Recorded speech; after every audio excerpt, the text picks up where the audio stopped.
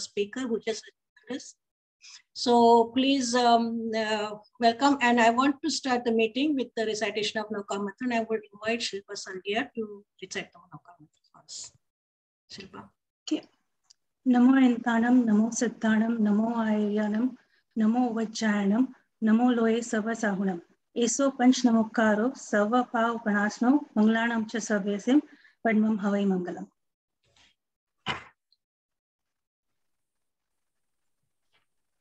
Now we invite Madhuben Sheikh to introduce our speaker, Anita. Madhuben? Yes, sure. Let me do the honor.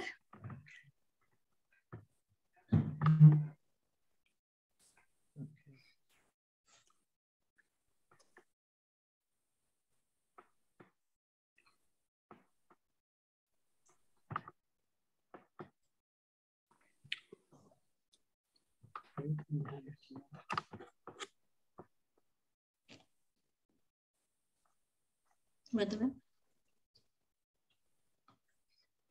Unmute yourself, please. Trying to do. Yeah, we can hear you. Oh, okay. Wonderful. Okay. Okay. Now you can hear me. Just 1 second. 1 second.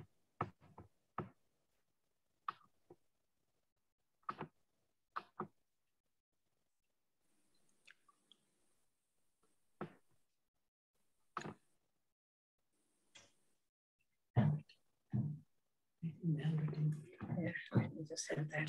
Okay. Yes. Welcome, everyone. It's my great pleasure to introduce my longtime family friend, Anita. Anita Vadavata is a founder, venture advisor, and venture partner focused on artificial intelligence, blockchain, Web 3.0, and biotech companies. She is a co-founder of AB Plus Ventures and Capital Code with a focus on developing AL and broken and token-based products and solutions. She is a venture partner at Republic, a leading crowdfunding platform, and emerging Star Digital DeFi fund. In the past, she served on the advisory council of Shadow Ventures, an early stage PropTech VC, and alumni of Singularity University. Anita mentors and advises at SU Ventures and Smart City Accelerator, California Life Science Institute, MIT Emerging Worlds, and GSV Labs. Her career spans over 2 decades of venture-backed technology startups, Fortune 100, and management consulting in financial services, technology, and nonprofit sectors. A global speaker, Anita often contributes on technology and innovation at the UN, Novus, REDX, Gigs Without Frontiers, and Hope Global Forum. Named Top 10 Frontier Women by UN Fifth Element Group in 2018 and was invited to be a member of the FinTech Core, an independent global group that advises the state of Andhra Pradesh in India to foster smart city initiatives. Anita is a very close family friend. We have worked together for at least 10 years, and she's also like a daughter to us. So let's give her a warm welcome and welcome you, Anita. Please. Thank you so much. You take over the mic, take over the stage. Thank you so much, Madhu Auntie. It's such a pleasure and really, it's such an honor to be here today amongst all of you incredible achievers and trailblazers. I'm sure, I don't even know most of your backgrounds, but I'm sure like so much to learn from. So it is absolutely my privilege an honor to be here. And I appreciate the invitation to come share, some of what I've been looking into, particularly in the crypto space. And I want to also kind of keep this like a very back and forth dialogue, because the topic itself is so vast at this point. And it's very hard to kind of set a tone as to what crypto really is and what is it powered by, and then why is the whole world talking about it, and then why there are trillions of dollars involved in this equation. And it all happened in a very, very short period of time, in less than a decade, in the evolution of it. So what I'm going to do is I'm going to literally start with just kind of giving two high-level introductions as to where we are today in terms of when people talk about the future. Before we even go into crypto, I think it's important to grasp what technology is doing, what do we mean by technology, and why the whole world will be taken over by technology, one form or another, particularly software. Because I think it's important to know that reality before we jump into the crypto conversation. So I will share my screen, if that's okay. Let me make sure I have it here. I'm opening my presentation. And I believe I can, Mamta, I can share my screen, right? Yes. Yeah, you should be yes. able to. Okay, fantastic. So let me share my screen. Let's see.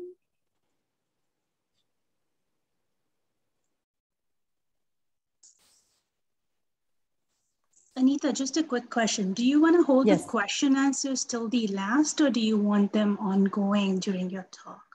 I know you said something about keeping it flow. So just yes, I think it can be both, because it may be helpful if someone doesn't understand something, we can stop. So that way they can follow along the rest of it. So yeah, I'll decide whatever logistically makes sense, given, we have such an incredible audience here. So you decide, and I'm open to both options, by the way. Okay, well, we'll see if there are any questions pop up in the chat during. I might yes. just interrupt to stop it. Okay. Or yeah. No problem. No problem. Put your hands up also, Shilpa, if they cannot type fast. Yeah, we can do that. If I just want to make sure that with the number of participants, I see everybody Right. Just so we'll go how it goes. We'll see. All right. Sounds good.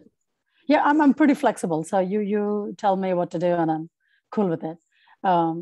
So there are two words here that I just wanted to set as a backdrop, as a context. And this not only applies to crypto, it pretty much applies to everything that is happening right now, not only in the tech industry, but in general, how this accelerating convergence is going to really affect our lives, both personally, professionally, relationships, just a lot of things, right? Convergence is around a set of technologies that are rapidly evolving, and they're all happening at the same time to converge, creating a massive explosion, both in terms of how it is disrupting, but also both in terms of how it will create new opportunities.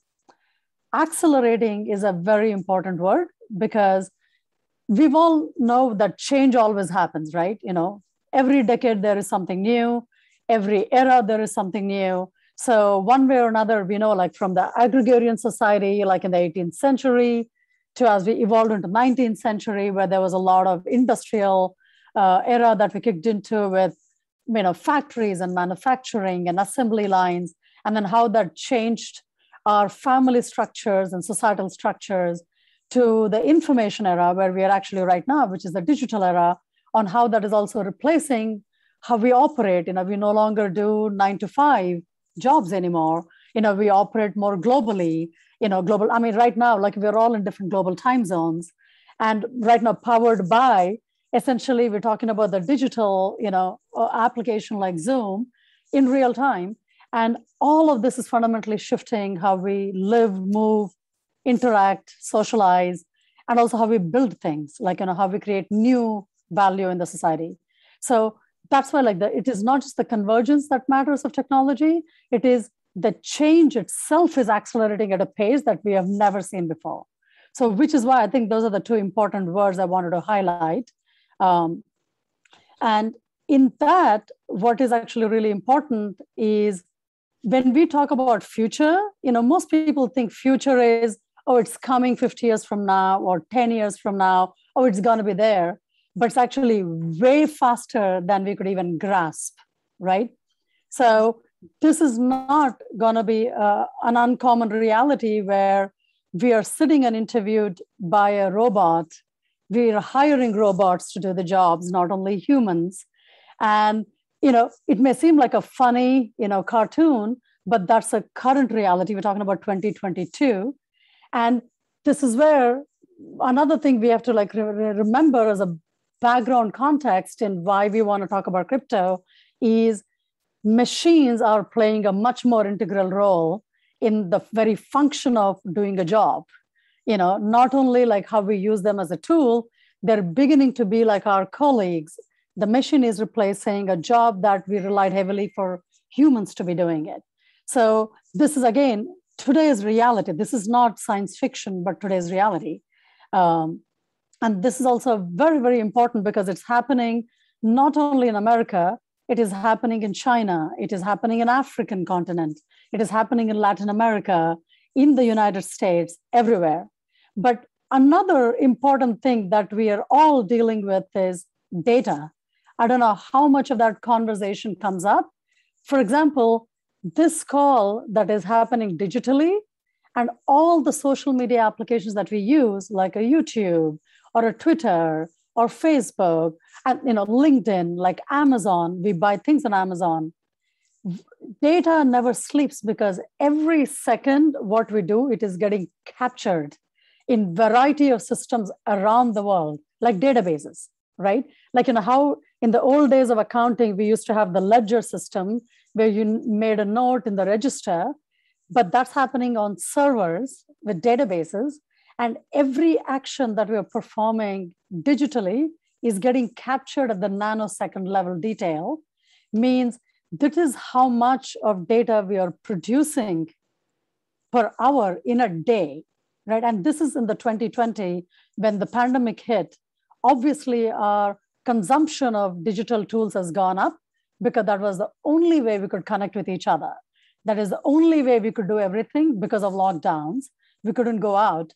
Means per day, there were about 500 hours of video that was getting uploaded to YouTube. And then Twitter was gaining average users about 319 million per day. Like, this is like, we're talking about the quantity of data is no longer, in gigabytes that we measure our data, right? If we have a USB card, we use hey, 10 gigabit. If we have a hardware drive at home that we use as a backup, that is probably like 500 gigs. We're talking about terabytes and terabytes and terabytes of data that is getting created and getting stored amongst a lot of different systems. Like all of these are different companies with their own databases and servers storing this data. Means data doesn't sleep because we're almost close to 8 billion population. Even if you look at half of the world today is on the internet, means they are creating the data that is getting stored. And how do you protect the data is a very important question. So this is where we kind of come into the crypto aspect of it, where what I really wanted to do is, before we even talk about what is crypto, I think it's important to understand what is money, right? Because often we hear the term cryptocurrency, but why are we calling it currency? Like, what does it even mean? We know credit cards, we know checks, we know like cash, we know all of it. But what is this crypto and what is powering the crypto? But more importantly, we are all familiar in how we use money. But do we know how money is made? Like, how did that system of money even came into existence? So it actually dates back. It's one of the oldest systems of exchanges, mediums of exchanges that goes back 6,000 BC through a system called barter system, right? And we're all familiar that, hey, if you lived in a village and one person would have like a set of cows as cattle, someone would have grain, And if you wanted grain and someone wants cow, you both decided and then said, hey, let's just barter. I'll take the cows and you keep the grains. And you also use the same system as dowry. Like, you also gave dowry if it is the, societal marriage context. You gave so much cattle as dowry because that was worth something. There was a value that was attached to how much cattle I should give and what does it mean based on my status. So when we are bartering in this old system, one thing that's kind of really interesting is while it is a really great system, but only the two parties decided whether my 10 cows equal to 10 kgs of grain, because there was no other third party that was deciding it. So if they both agreed, they exchanged and it was done, right? So that's, that goes back to pretty one of the oldest systems. Then came gold, like we all know, we all use gold as jewelry, but people also trade gold. You invest in gold and like gold bullion. You buy gold bars because it's an asset class, right? So it grows in value, which is an important thing to understand, that something like a hard piece of metal, why is it going up in value? That's why I want to buy it and store it, because I may make some money off of it. And that dates back to 650 BC. So it's like, again, these are some of the oldest methods of mediums of exchanges, how we transacted if you wanted to buy a good or a service. And then came the printed currency, right? We are all familiar with the cash system. And that actually goes back to 960, AD almost. Then really comes, what we're talking about is the checks. And why do the checks matter from paper currency? And I'm going to get into some of the details, but this is an important part to actually understand. This has some relevancy to cryptocurrencies, actually, because this is the first time through this monetary system, we've introduced identification and identifiers on a piece of paper. Because on a printed currency, all you see is the number and the model number of the currency paper. But on a check, you actually identify a place, and then the routing mechanism, there's a routing number, there's an account number which attaches to the person it belongs to, and also first time a verifying method, which is a signature, right? Because you had to sign a check to issue a check, which was very important. Because if you did not sign a check, then it was very hard to know that's actually valid, right? But who issued checks is also important to know, because banking system issued checks. So this has some relevancy to understanding that notification that we have incorporated the 3 or 4 elements. One is the signatory, which is a verification method. And then who it belongs to is the identifier of which party it belongs to. And where it is getting transacted is the routing number. So those are all important elements we have to keep in mind. And then comes e-wallets. If any of you have ever used a PayPal, that happened and then of course came Bitcoin, right? That happened in 1998. Everyone knows Elon Musk. So Elon Musk was one of the co-founders of, PayPal, which it was revolutionary for a reason, is because first time you created something called a digital wallet, right? We all used to carry like physical wallets, and that included checks and cash, coins, all kinds of things, and ID cards. But now all of that was done entirely through an electronic mechanism. And that wouldn't have been possible if there was no internet in the first place. So internet actually allowed to create not only marketplaces like Amazon, where we can buy things on an online store, but also allowed creation of electronic wallet systems and how you actually send and receive money completely electronically without ever touching the physical part of the banking ecosystem. So that's actually very important. And then, of course, in 2008, Bitcoin was introduced, which is, again, as I said, it is not that long ago. It'll be 2022. It's just over a decade. And Bitcoin obviously has taken the world by storm. And what is Bitcoin is a really big question. But there's a very technical answer for that, but also a very simple answer for that. So what we will do is we're just going to go back into why barter system, coins, all of them actually don't work. And I was alluding to earlier that in the barter system, it worked really well because the two parties have decided what it is the value and they exchanged it. But what it didn't have is a no common unit of value. I think that's important to understand, right? Like, how do I know between this transaction, between these two people, if the cow was worth, say, $100,000, I use the same cow to transact with some other party where I want to buy gold from them. How do I know this is worth $100,000 in that transaction? Because it was only decided between the two parties. So that means there was no common unit of value in the barter system. And of course, most of the barter system was around perishable goods. That's how they did it. Because it's like the agrarian society, they didn't care. And that's how they used that as a medium of exchange and a payment mechanism. And transportation of goods wasn't efficient because, hey, if I want to send you this much value, I'm not shipping you like 10 cows. It's like, it's not practical anymore. And definitely it is not secure because anyone can steal it in the process. Because how do you store it? How do you keep it safe? How do you know it belongs to you? There was no method to do that. So clearly, while barter system lasted for a long time, once gold was introduced, what gold set, which is very, very important here, is gold set a common unit of value.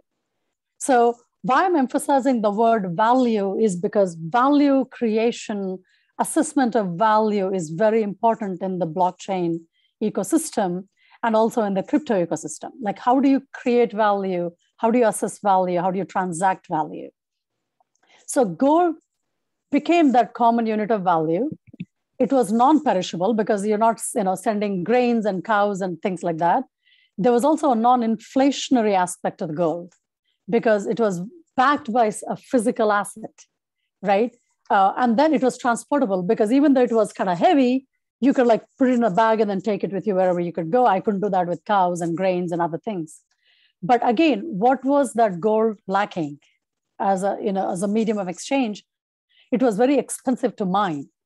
Means around the world, not everyone had equal access to gold, and we know like the slavery involved in the gold mining process, and there are a lot of other issues around it. Even though it was light compared to today's mechanisms of credit cards and other things, it was kind of heavy to carry because if I want to carry like a bag full of gold, then it's still heavy. But then how do you protect it along the way? Because it can still be stolen, right? It is not secure method. However, for a long period of time, it was used as a reserve currency by many governments till the paper currency was introduced. What we call paper currency is fiat currency, right? So this is when cash came into existence. We have a variety of currencies around the world based on the country, and these are issued by the government. So the controller of currency was the government, not an individual, not a private sector, but it's the government that decided. And depending on your relationship between the governments and your standing in global economy, some countries' currencies doesn't have any value. Some countries' currencies have a lot of value because you're looking at the stability of currency, and stability of the currency is attached to stability of the government. So if you're in a dictator regime, would your currency have enough value? Because if you're a dictator, what if you decided to do things that don't really benefit your citizens, then it actually becomes a political risk, another risk. And why would I want to peg my currency against that? So we all know today that US dollar is the global currency standard where a lot of currencies are and governments are pegged against. So when you do trade, this is the gold standard. That's like, and it was gold before, and the gold later got replaced by USD. But that is becoming another question now is, can United States retain, can USD retain that position of global stability and power? Will it be replaced by something else that's coming? And will that be a digital yuan that China is going to create? Or will that be replaced by something like Bitcoin? This is a conversation that's ongoing, and we will only see, time will obviously tell that, right? But why the paper currency was much better than the previous methods of exchanges. It was lighter and cheaper to produce, but it was printed by a government. But the transportation of the physical currency required very heavy security. That's why you had physical walls, right? Even though the paper currency, which we call the fiat currency, is backed by gold in the beginning, later, government stability became the standard through which you actually measure the currency's value. So again, it can be stolen. We know so many movies that were made on heist, where they were carrying all this currency and someone like breaks into and then steals the money, right? But what cash also allowed is a parallel black economy. Black money became, because easy to store, there's no trace. I can just hold it, but I can hide it.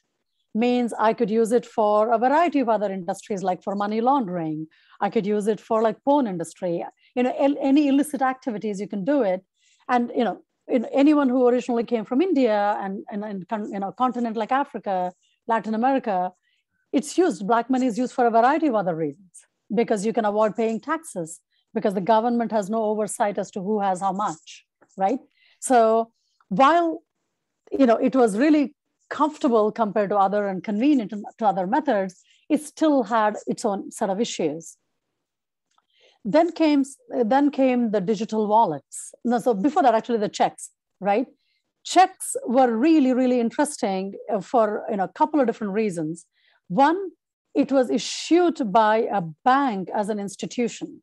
So means it's not only the government, it's a financial instrument. It's not just the government, but a private bank or a public bank could, because they have to be insured, they have to be regulated, they have all the licenses, but they were allowed to actually issue another instrument like check, which was far better than even paper currency. But what check allowed to do is you can identify the sender and receiver literally in that piece of paper, because all of these digits and the notations, literally giving you a lot more information about the transaction and the parties than any other system before. And for the first time, it actually used a cryptographic way of validation, which is a signature, right? Because if you're not authorizing with your signature, the check almost is meaningless. And you could be very specific on the amount that you want to transact. Because that, say, I'm going to give you $100, $1,000, or whatever it is. But again, checks can be stolen. Signatures could be faked. We've seen that over a period of time. A lot of forgery was involved. And the transaction verification was done later. That means, say, if I'm selling you something and you gave me a check, what if you didn't have the money? I've already delivered the goods, and the verification of that only happens much later. Means there was a detriment to the receiver of monies, and there was a lot of money owed if checks were bouncing. And how do you go about in the process? So it had its own limitations. Then came the wallets in 2008. Thanks to the internet, a variety of instruments were created. And that really helped. One part of the equation means, even today, we all use PayPal, right? Even today, we all use, Venmo. We use Square Cash. There are Zello, like variety of e-wallets, which are called electronic wallets, exist. Means there was no need of paper. There was a much deeper, high level of security attached to the transaction. And then it was fast, efficient, and convenient. It's higher accountability, right? Which is actually very important to understand, because everything is now being tracked in the system. Every transaction, there's a traceability to it, because it is all done through electronic code and software code, and it's getting stored in different systems. Means it was all tied to the same financial system. And that was a good thing and also a bad thing. Why is it a bad thing that's tied to the same financial system is, even though I'm using PayPal, it is still my bank account behind the scenes. It is still my credit card behind the scenes. So the user side of the transaction was easier, but the system is exactly still the same banking system. So this is why the Bitcoin really comes into play, which is a very important element to understand as to, and there is a person or an entity, it's a pseudonym, by the way. Satoshi Nakamoto was the Nobody knows who Satoshi Nakamoto is. It's a complete anonymous entity. So there are all kinds of conspiracy theories as to who it can be, and it continues to exist, but released something called a Bitcoin white paper. And white paper is a different language that is used in the crypto environment. Like if you're writing a research paper and you publish, means you're explaining in detail that research, and you're educating the whole world about what that is, right? So similarly here, it is not a pitch deck. It is not an idea. It is a fully well-developed, every nuance, architecture to everything. It's a new electronic cash system that was created, and it was called Bitcoin white paper that was published in 2008. So that kind of took a lot of the mathematicians, a lot of the technologists, a lot of the geeks. They're almost like they said, this is genius. This could become the basis of a new monetary system, even though we've seen so many other monetary systems.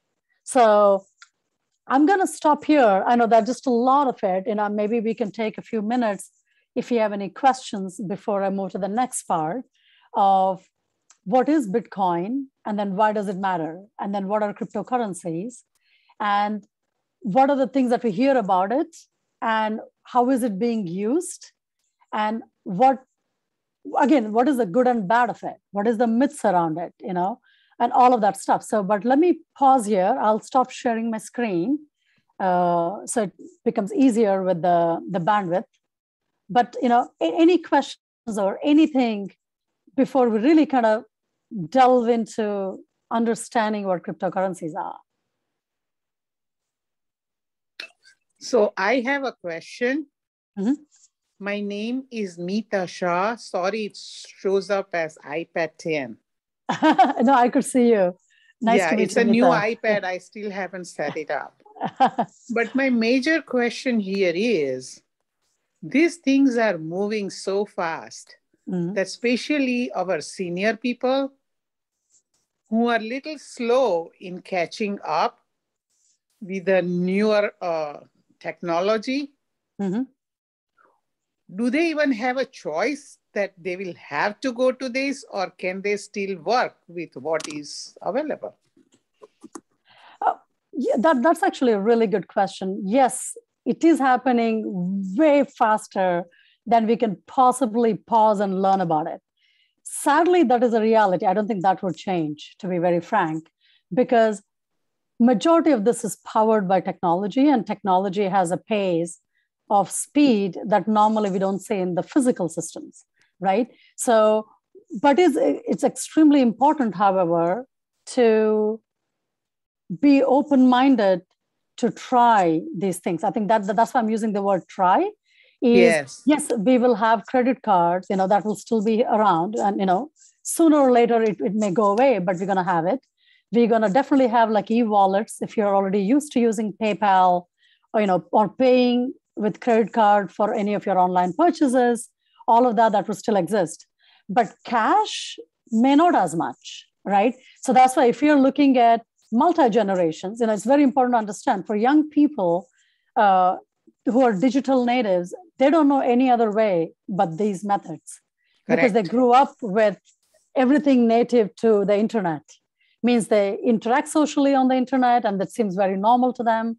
So where they feel more awkward in terms of actually physically interacting and socializing because they're not very used to it.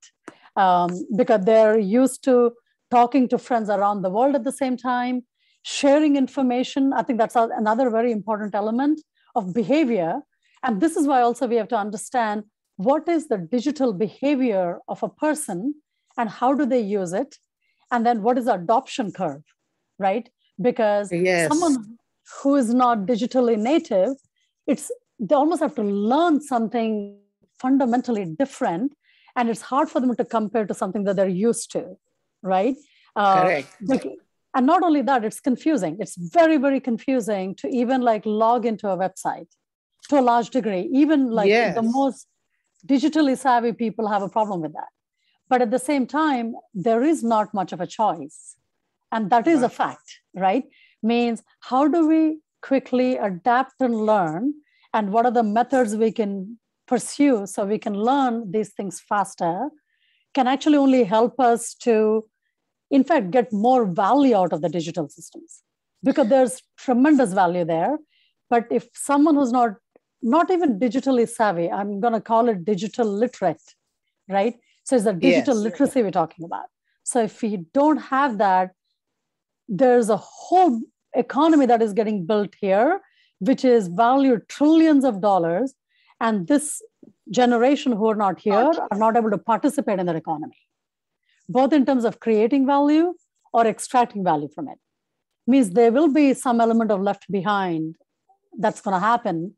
So that's why it's, I think, an important question and important concern is, hey, how do we make sure all the generations, both digitally savvy, digitally native, to non-digitally native, can all participate here, not only in the physical world? That is so true, because especially when you are seeing people investing in this Bitcoin and other cryptocurrency, I mean, that is the only thing left to the seniors who might have any kind of savings. You can't keep your money in the bank. Yeah. And again, and there are no lessons being given to the seniors how to use this. Yes. I mean, I think part of the reason as to when, Madhu, Auntie and I, when I last visited Atlanta. No, this is very good. I really thank JAINA for organizing this. So, but yeah, absolutely. I think that the best is to really, and I will give you YouTube, literally, if you know how to get to YouTube. Yes. There's so much information. I can share a bunch of links later on where maybe whenever you have the time. What we can grasp easily. Yeah. Again, I would say this, right? Any new concept takes time to fully absorb. So instead of focusing on whether I'm understanding everything, as much as you can understand is still a step ahead, which is very important, right? I think, we cannot devalue the value of, even if you can, from this session, even if you picked up 3 words, and 3 words are already ahead of the curve. Because I think because this is very complex and it's happened so fast that we're talking about today, the entire crypto market cap is close to $3 trillion. So see, that's what I'm concerned about. We have other questions here, so maybe we can just talk to them. Anita, another question that was on the chat was, take over. They might have you invested in crypto yourself? Yes, of course. Yes. Okay. There's another question by Mamta-ben. Go ahead. I have a question. Is there any consumer protection in this one? And if so, how it works? So that's a very good question. It's $1 million question right there.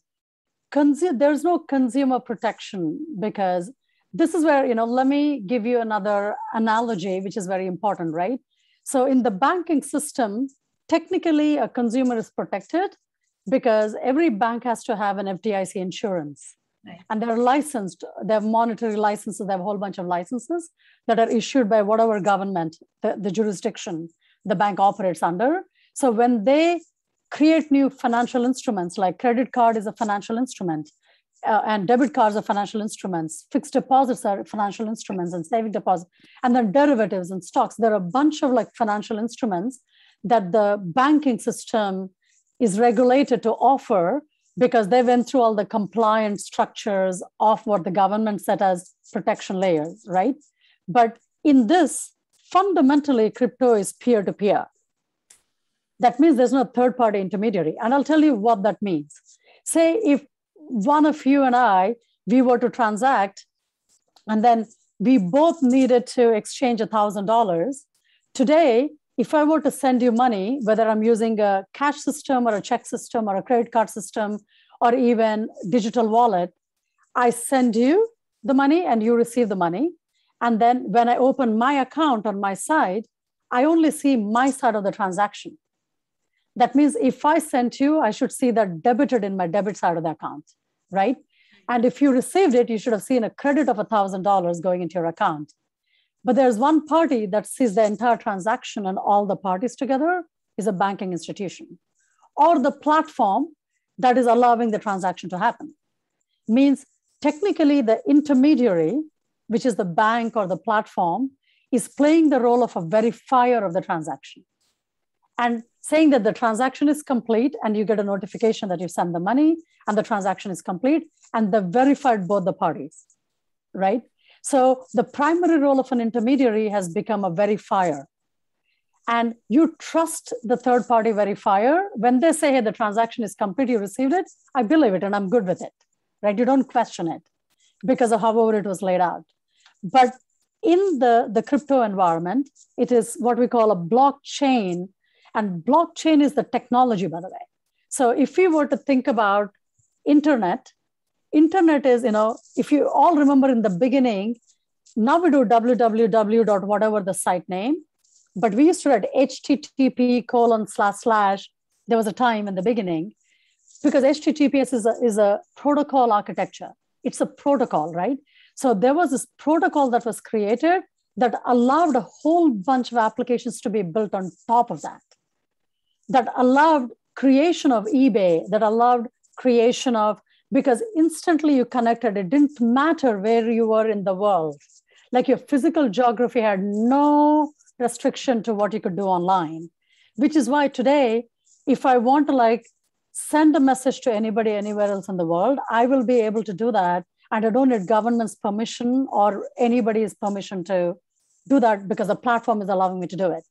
So as HTTP is the protocol architecture that allowed companies like Google, companies like Facebook, companies like Amazon, eBay, and every country has its own version of Google's, version of Amazon, version of everything, right? These businesses to be built where you became digital stores, digital banks, digital everything, but it was still centralized. What I mean by centralized is, if there's Google, anytime I search anything in Google, all of the data is stored only in Google servers. I don't have access to it, and they can do what they want to with that data. So most of the revenue of Google comes from ad revenues, because they're selling advertising using all of this aggregate data, right? And they became billionaires, and you don't get much for contributing the information as part of the search results. Mm-hmm. So there was still that centralized model, like a government is a centralized authority that dictates all the functions and activities and sets the rules and regulations.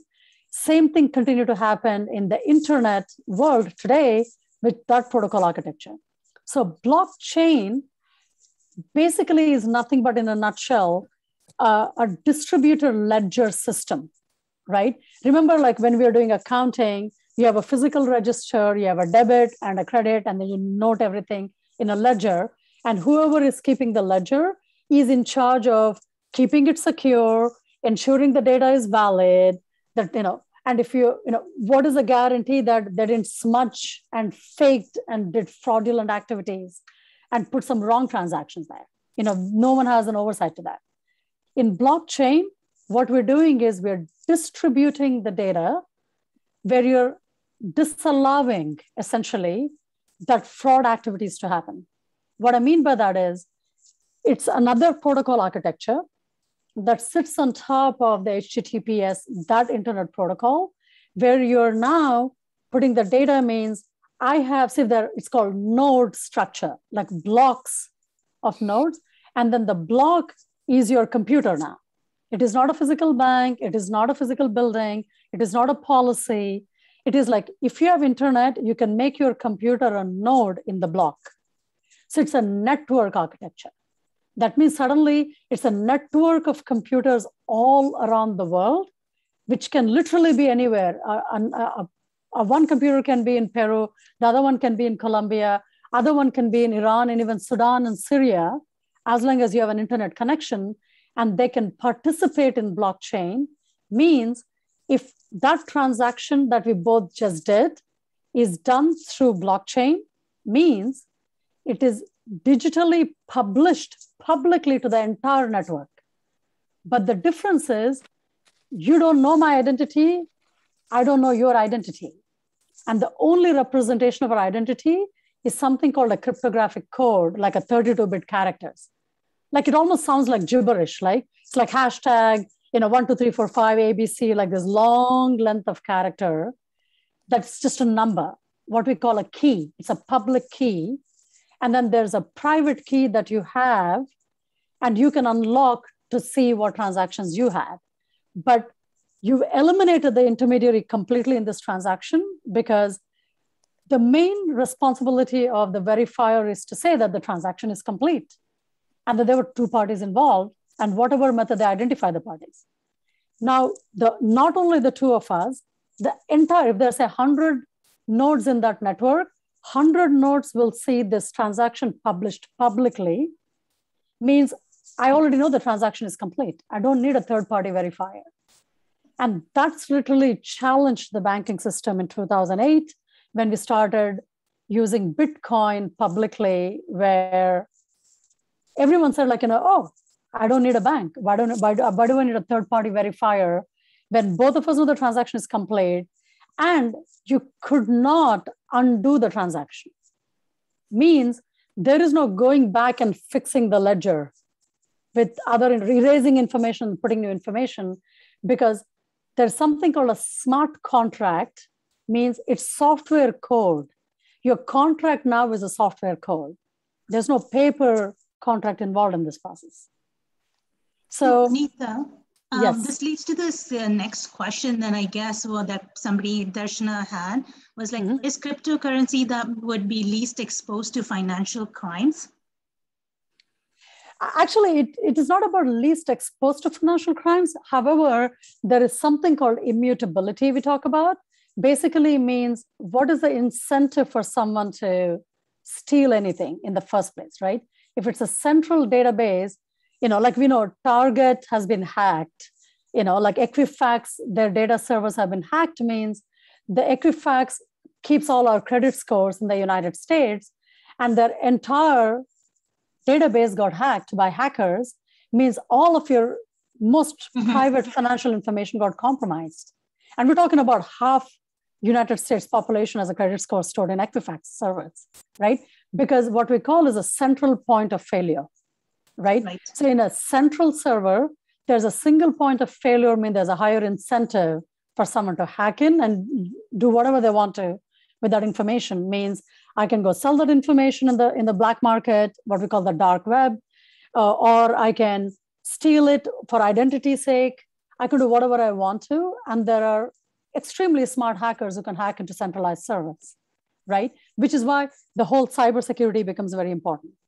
In this equation, that same information, say there are 140 million account information that was stored, that Equifax, if that were to be in blockchain method, there are if there are, say, 100 nodes in that blockchain, there are 100 copies of that information. That means you're never losing the information, ever. So that automatically, and how many will you hack?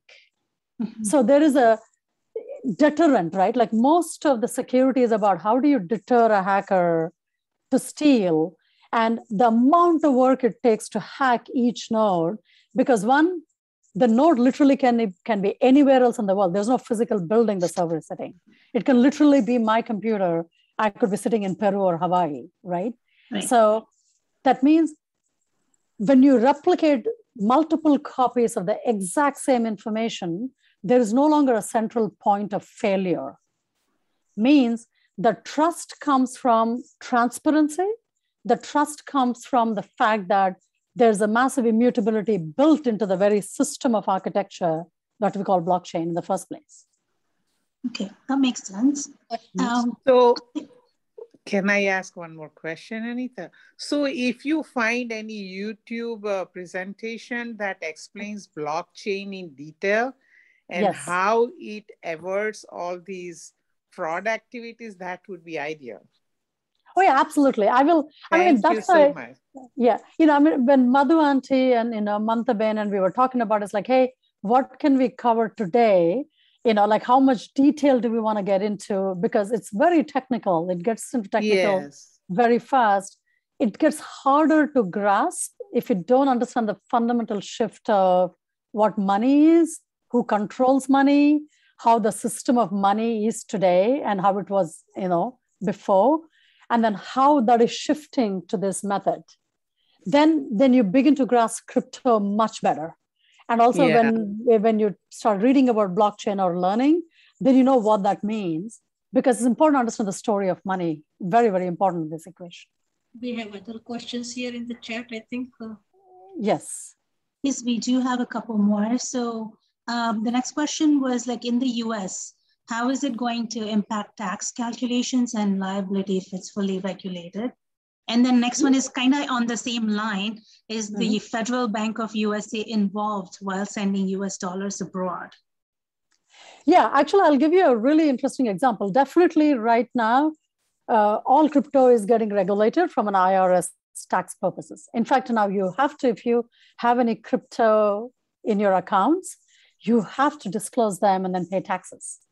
So it's right now, it's a pretty cumbersome process to calculate taxes on the crypto side, but you no longer could avoid not paying taxes. But there was a period of time, no one paid any taxes on crypto, period. Like, but now SEC, which is part of the United States Regulatory Authority, and FINRA is another agency that actually sets all the controls on money and what happens to assets, all the financial industry. They're all in very, very deep conversations. And it's an evolutionary process for regulators to understand so they can regulate it for protection purposes, right?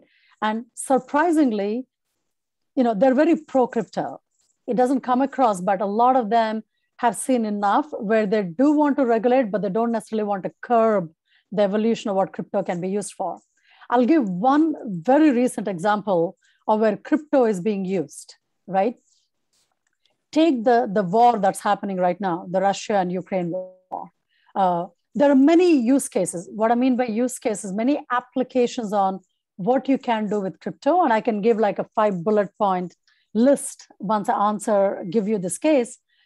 In the case of Ukraine and Russia war that's happening right now, with the invasion, the brute force invasion of Russia on Ukraine, how can physically Ukraine get the aid that they need or get the money and the donations that they need? Because your physical banks are getting blown up, right? I'm like, cities are getting blown up. I mean, like your bombs are flying everywhere. Means you can't enter the country. They can't accept anything. And if United States directly want to send the money, also there are some, restrictions on whether I can send money or not being a citizen of this country or that country, because some money transactions to regions of war are considered illegal. So that means if I were to rely on a banking system to send a donation, whether it's a check or a credit card or even a PayPal, I'm not able to.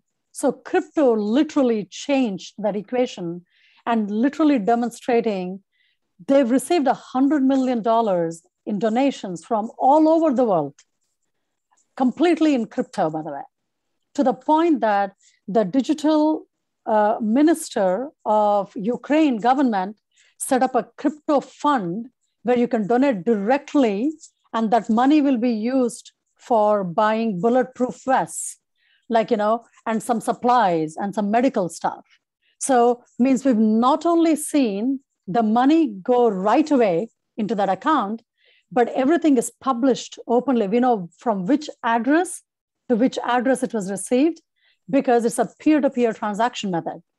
And no banking permission is needed in the equation, right? So $50 million of Bitcoin was donated to Ukraine, and it's continuing to get donated on a daily basis, because literally you have only two things. The setup is very simple in the crypto, right? Like we have the digital wallet, like the PayPal. You have something called a crypto wallet, which can be, there are three kinds of wallets. There are cold wallet, hot wallet. Hot wallet means it's online, like PayPal, but there are many types of hot wallets. And once you open your account, you literally get a wallet address. And there are two addresses. One is what called the public key. That is what when you give someone if you want to receive money. And just like you would give like your routing number in a bank thing if you want to ask. But public key means anyone else in the world can see my address. Private key is very private, that way you can unlock your own account. If you were to think about a PO box system, like if you go to a physical bank environment and there's a vault, there is one key that you have, there's one key the bank has, right? They open the first door and then only you have the key to the inside door. So that's kind of like how it is. Like the private key is something you have to keep it extremely secure. There are many methods to do it, but the public key means that's the key that I'm giving to everybody if I want to receive money or I want to transact, send money back and forth. So in that, what Ukraine did was when the government created, basically the digital minister had created that crypto fund, they literally published that key on Twitter. Hey, anyone who wants to donate, send it to this address. And when I sent, say, even like say $50 worth of my whatever donation, literally within a minute, they receive it in their account, in their wallet. It is absolutely next to impossible to do that in the banking environment. And also, if you were to think about, if I were to send $10 million, the simple charges you're going to have if you send it through a banking environment is going to be like thousands of dollars you're going to pay in fee, because there's a wire transfer and there are thresholds how much you can send. In this, you can set the thresholds, but the fees that you pay is relatively very low compared to what you would pay for a wire transfer of anything from any banking environment. That means for $100 million, they must have only paid just a few $1,000s in entire transaction fees. That's impossible in a banking environment. So in that sense, it's almost like a weapon in the war situation now, like a weapon that is being used for good, where it is enabling Ukraine to defend and fight against their oppressors who are invading their country. But the flip side of the coin is same thing even Russia can do. So that means both governments can use crypto to receive funds where you can bypass the banking environment today globally. And to some degree, you can even bypass the sanctions that the United States actually just put in place for Russia. Right. Because SWIFT is part of the network. So that's like one use case where, yes, there are many practical applications, but then how crypto has become almost like a savior in the equation of war that we're seeing literally unfolding in front of us. But then you have to tie this cryptocurrency to the current financial system, like dollar or whatever that unit is, right? Yeah, I'm sorry to interrupt, but in the interest of time, Anita, do you want to move on to the next part of your presentation? Because we still have some questions, but I think we can get to that after. Sure. Yeah, so absolutely, please. Let me do that. Thank you. Yeah, totally. But I think we've kind of covered a bit of that, but let me share like another quick video, which is, I think, very important for you to understand. So let me pull that up on my end here. Hold on a second.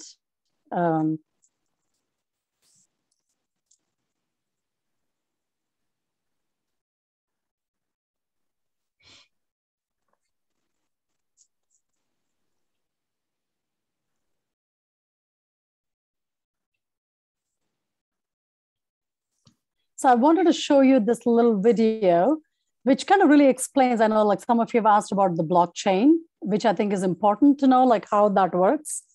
Hold on one second. Let me share my screen.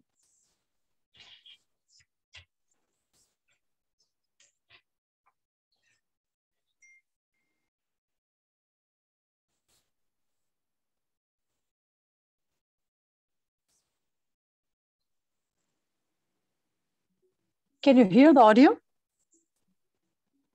Many people think of blockchain as the technology that powers Bitcoin. While this was its original purpose, blockchain is capable of so much more. Despite the sound of the word, there's not just one blockchain. Blockchain is shorthand for a whole suite of distributed ledger technologies that can be programmed to record and track anything of value, from financial transactions to medical records or even land titles. You might be thinking, we already have processes in place to track data. What's so special about blockchain? Let's break down the reasons why blockchain technology stands to revolutionize the way we interact with each other. Reason number one, the way it tracks and stores data. Blockchain stores information in batches called blocks that are linked together in a chronological fashion to form a continuous line, metaphorically, a chain of blocks. If you make a change to the information recorded in a particular block, you don't rewrite it. Instead, the change is stored in a new block, showing that X changed to Y at a particular date and time. Sound familiar? That's because blockchain is based on the centuries-old method of the general financial ledger. It's a non-destructive way to track data changes over time. Here's one example. Let's say there was a dispute between Anne and her brother Steve over who owns a piece of land that's been in the family for years. Because blockchain technology uses the ledger method, there is an entry in the ledger showing that Adam first owned the property in 1900. When Adam sold the property to Dave in 1930, a new entry was made in the ledger, and so on. Every change of ownership of this property is represented by a new entry in the ledger, right up until Anne bought it from their father in 2007. Anne is the current owner, and we can see that history in the ledger. Now, here's where things get really interesting. Unlike the age-old ledger method, originally a book, then a database file stored on a single system, blockchain was designed to be decentralized and distributed across a large network of computers. This decentralizing of information reduces the ability for data tampering and brings us to the second factor that makes blockchain unique. It creates trust in the data. Before a block can be added to the chain, a few things have to happen. First, a cryptographic puzzle must be solved, thus creating the block. The computer that solves the puzzle shares the solution to all of the other computers on the network. This is called proof of work. The network will then verify this proof of work, and if correct, the block will be added to the chain. The combination of these complex math puzzles and verification by many computers ensures that we can trust each and every block on the chain. Because the network does the trust building for us, we now have the opportunity to interact directly with our data in real time. And that brings us to the third reason blockchain technology is such a game changer: no more intermediaries. Currently, when doing business with one another, we don't show the other person our financial or business records. Instead, we rely on trusted intermediaries, such as a bank or lawyer, to view our records and keep that information confidential. These intermediaries build trust between the parties and are able to verify, for example, that yes, Anne is the rightful owner of this land. This approach limits exposure and risk, but also adds another step to the exchange, which means more time and money spent. If Anne's land title information was stored in a blockchain, she could cut out the middleman, her lawyer, who would ordinarily confirm her information with Steve. As we now know, all blocks added to the chain have been verified to be true and can't be tampered with, so Anne can simply show Steve her land title information secured on the blockchain. Anne would save considerable time and money by cutting out the middleman. This type of trusted peer-to-peer interaction with our data can revolutionize the way we access, verify, and transact with one another. And because blockchain is a type of technology and not a single network, it can be implemented in many different ways. Some blockchains can be completely public and open to everyone to view and access. Others can be closed to a select group of authorized users, such as your company, a group of banks, or government agencies. And there are hybrid public-private blockchains too. In some, those with private access can see all the data, while the public can see only selections. In others, everyone can see all the data, but only some people have access to add new data. A government, for example, could use a hybrid system to record the boundaries of Anne's property and the fact that she owns it while keeping her personal information private. Or it could allow everyone to view property records, but reserve to itself the exclusive right to update them. It is the combination of all these factors, decentralizing of the data, building trust in the data, and allowing us to interact directly with one another and the data, that gives blockchain technology the potential to underpin many of the ways we interact with one another. But much like the rise of the internet, this technology will bring with it all kinds of complex policy questions around governance, international law, security, and economics. Here at the Center for International Governance Innovation, we seek to bring trusted research that will equip policymakers with the information they need So I wanted to show you that. I think we've talked a little bit of it. It went very fast, but this is just to give you like the visual map of how the blockchain technology work compared to the centralized system that works, right? This is why I think it's important that there's a lot of information to fundamentally grasp at the core concept level, which is very, very important here is why is there such a big shift and what is driving that shift, but also things that we talked about like decentralization, in fact, if you've ever used something called BitTorrent, like this is where like piracy was a thing, like, you can download all kinds of like Hindi music through BitTorrent when it's not accessible in the country, but it is something called a peer-to-peer network. Because one fundamental trend that we've seen in the last 20 years, if you were to look at it, is there has been a depletion of something called trust in every type of institution. Means today, we really only trust our peers. We really don't trust the government. We don't trust private sector. We don't trust media. We don't even trust nonprofits. So there has been an erosion of trust. Means like, how do we trust with information? How do we trust with building new systems? Like, who do we trust has become a really big question. And blockchain is beginning to bring the trust conversation, which is why sometimes it is also referred to as also a trust protocol. Because it is, if there is no need to create trust, and the other term you commonly hear in the space is trustless protocol. Means you need trust if there's something that's going to go wrong, and hence someone else has to make sure it is trustworthy, right? And that's why that intermediary, the little bald guy in the middle, became important because, hey, he's the only one playing the middleman role and ensuring that, hey, you're safe. But it's like, why do I need safety when I can instantly trust the system? So blockchain is a new system that is allowing radical transparency that you can control, of course, both in a public way and a private way. And this is the technology that allowed the creation of cryptocurrency like Bitcoin.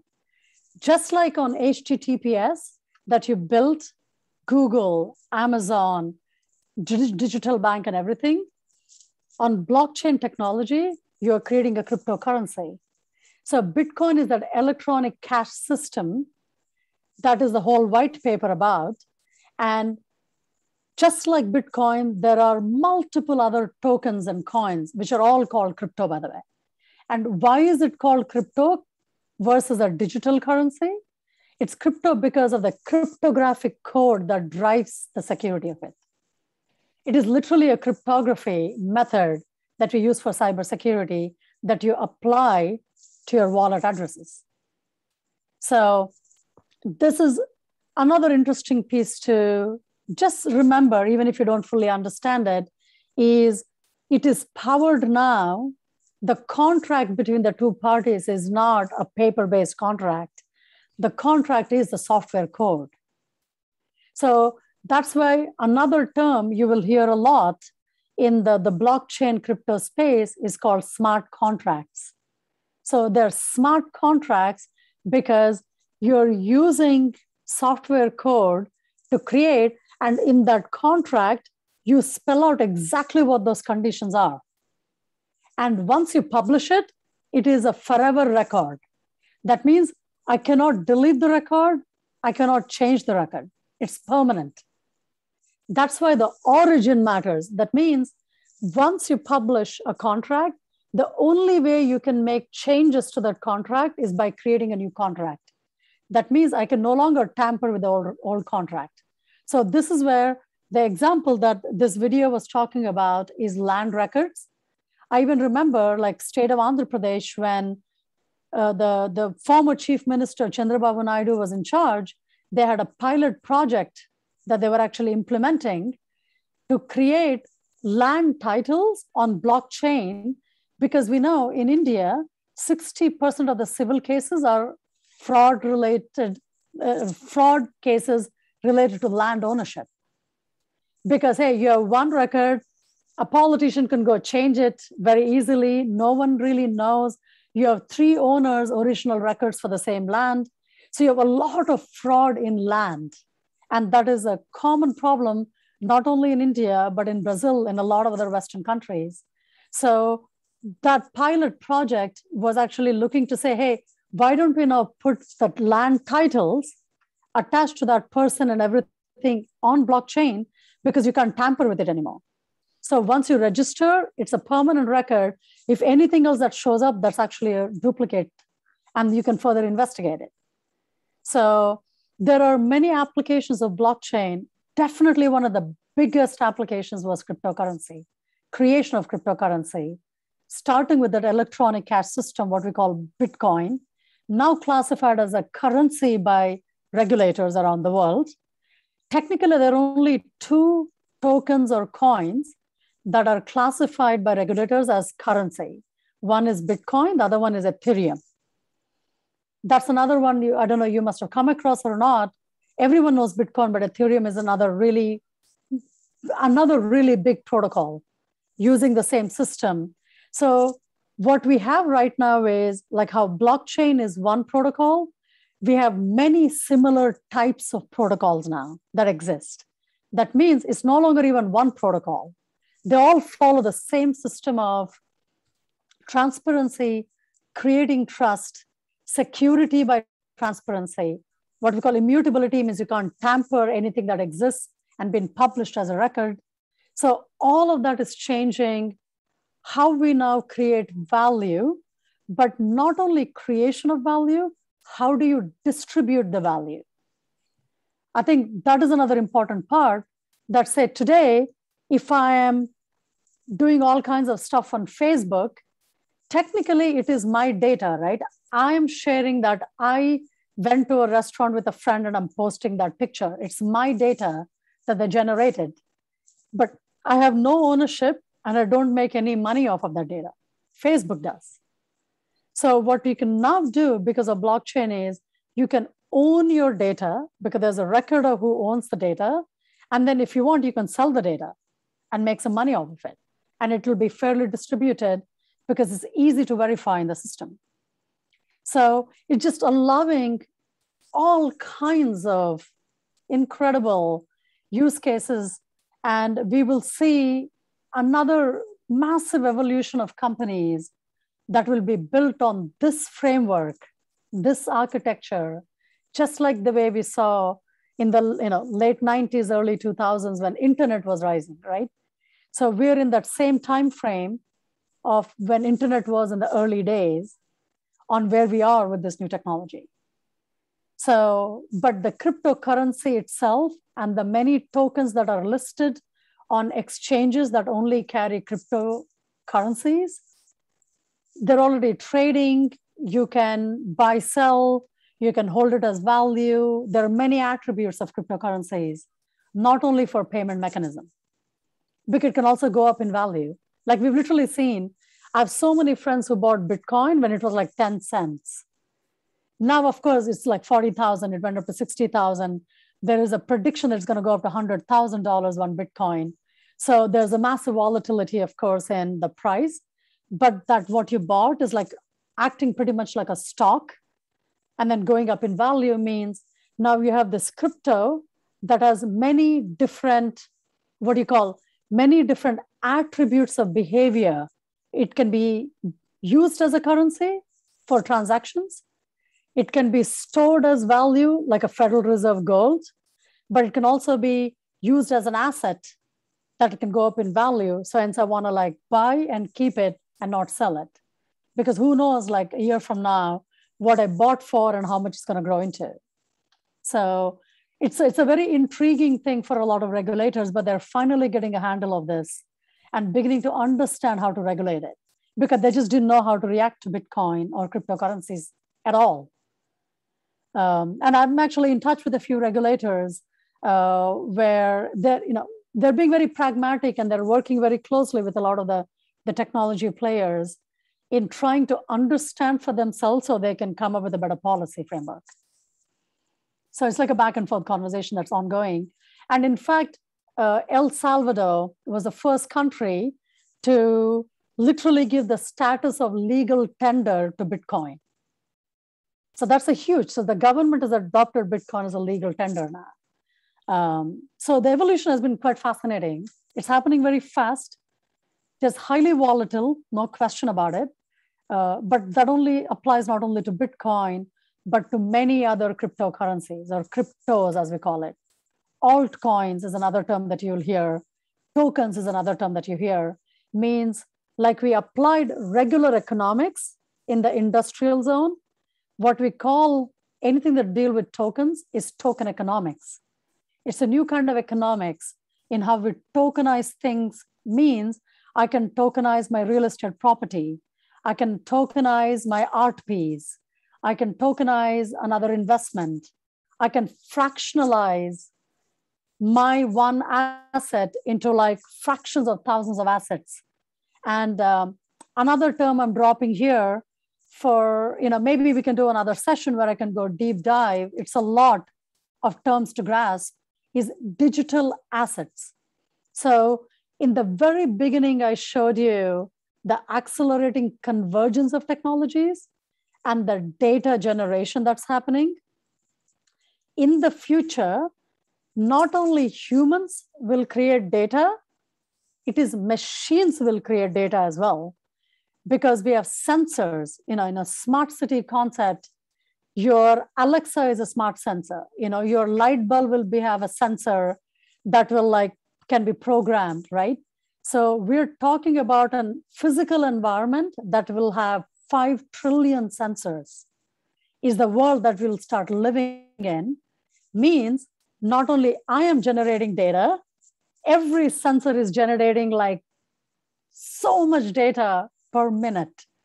Means there's no way it's humanly possible to understand, draw insights, and make sense of the data. This is where we're going to rely a lot on artificial intelligence, but we're also going to use blockchain simultaneously on how we're going to generate value, how we do supply chains, how we bank do the transactions, how can we be efficient with money in the way we are defining money, but how does the whole value creation happens? And how much of that creation, if I'm participating in, I can own and get rewarded for it. So the first time we're going to see something called data sovereignty. Means I own the data, I dictate the terms, you don't dictate it for me. Means individual has a lot more power now than what we used to, because all of these technologies combined together is allowing it to happen.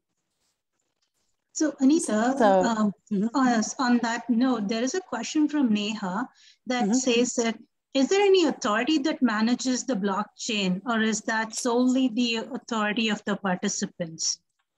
It is actually solely the authority of the participants. So there's there's no centralized entity. So technically, like blockchain, Ethereum, there are developers. These are all software developers and miners who mine coins. So mining is another term that you would hear a lot. You're mining a Bitcoin. It's not the same as you're mining gold, but it's kind of similar to that. Means every time you are, like that one example in that video where, because there are, say, 10 nodes in that blockchain, and say that blockchain is Ethereum. And there are, I think, roughly about today, Ethereum ecosystem. So everything is an ecosystem now. And there are a bunch of developers who contribute and decide what happens to it, how it's going to go. So there's no centralized player. And these are developers as a community. So basically, the power goes back to the community collectively managing the network. So the network capacity means every time you're encrypting and decrypting, it consumes energy. And it's literally taking your physical electricity. And that's called mining, right? So you're encrypting and decrypting, and that process happens with a consensus among that community, among that network. That's why it's the network of the several nodes, and the network, more than 51%, decides whether you're going to make this change in the system or not. It's not one person deciding it. So, so consensus is a very important concept as well. Is trustless. protocol, consensus mechanism means, hey, collectively we are making decisions where every of those voice matters in the network, not one person deciding for everybody. Okay. There's a hand up with Rambhai. Yeah, Ram Gada. So, can you unmute yourself?